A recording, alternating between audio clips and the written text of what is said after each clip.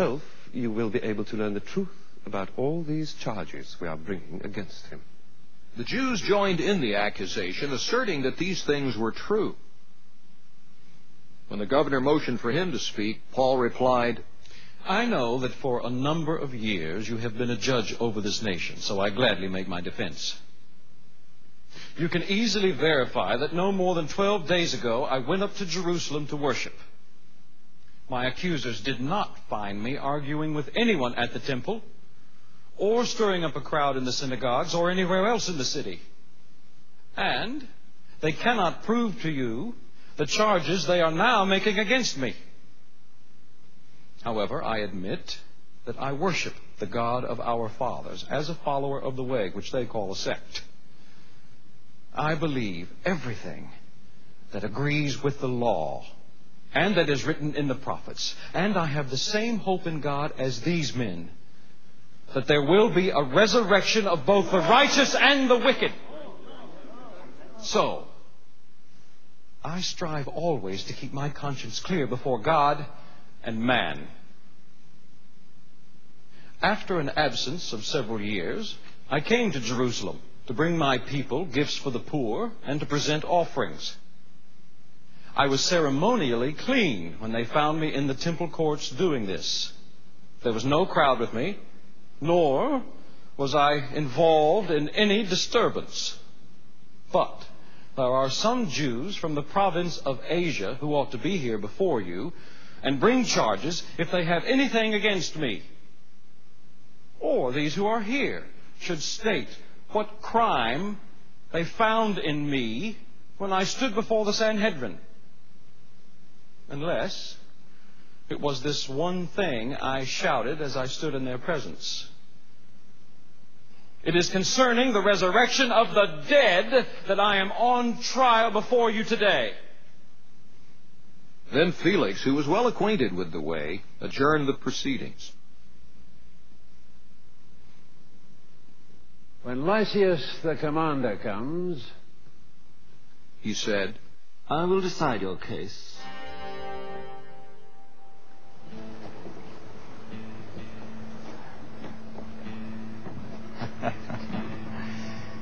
He ordered the centurion to keep Paul under guard, but to give him some freedom and permit his friends to take care of his needs. Several days later, Felix came with his wife Drusilla, who was a Jewess. He sent for Paul and listened to him as he spoke about faith in Christ Jesus. As Paul discoursed on righteousness, self-control, and the judgment to come, Felix was afraid and said, That's enough for now. You may leave. When I find it convenient, I will send for you. At the same time, he was hoping that Paul would offer him a bribe. So he sent for him frequently and talked with him. When 2 years had passed, Felix was succeeded by Porcius Festus.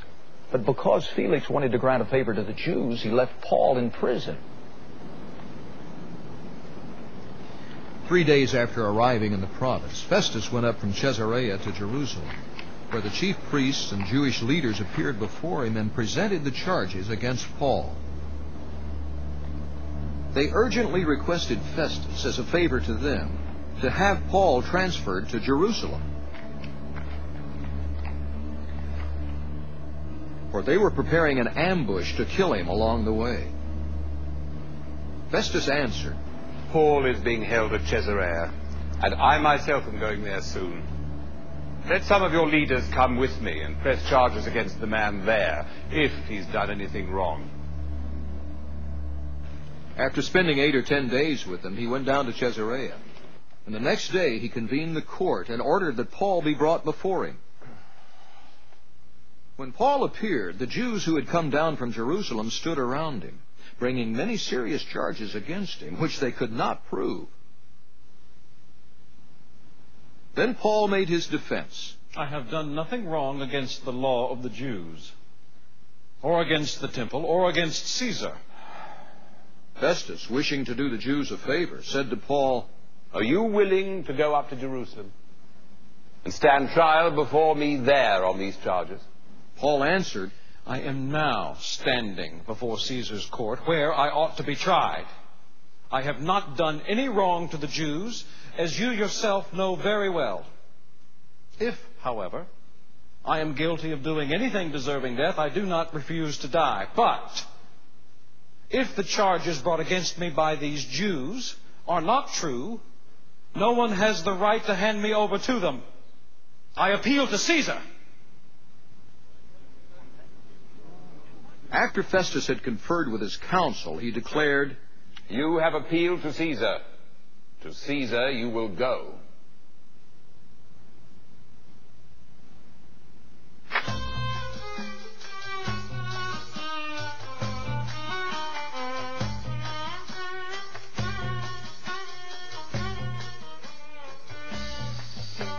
A few days later, King Agrippa and Bernice arrived at Caesarea to pay their respects to Festus. Since they were spending many days there, Festus discussed Paul's case with the king. He said, There is a man here whom Felix left as a prisoner. When I went to Jerusalem, the chief priests and elders of the Jews brought charges against him and asked that he be condemned. I told them that it is not the Roman custom to hand over any man before he has faced his accusers and has had an opportunity to defend himself against their charges. When they came here with me, I did not delay the case, but convened the court the next day and ordered the man to be brought in. When his accusers got up to speak, they did not charge him with any of the crimes I'd expected. Instead, they had some points of dispute with him about their own religion and about a dead man named Jesus, whom Paul claimed was alive. I was at a loss how to investigate such matters, so I asked if he'd be willing to go to Jerusalem and stand trial there on these charges. When Paul made his appeal to be held over for the emperor's decision, I ordered him held until I could send him to Caesar. Then Agrippa said to Festus, I would like to hear this man myself. He replied, Tomorrow you will hear him.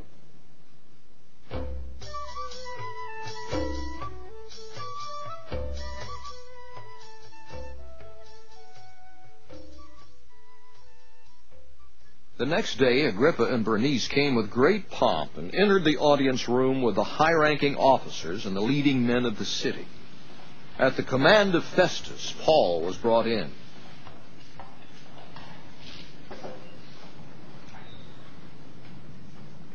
Festus said, King Agrippa, and all who are present with us, you see this man.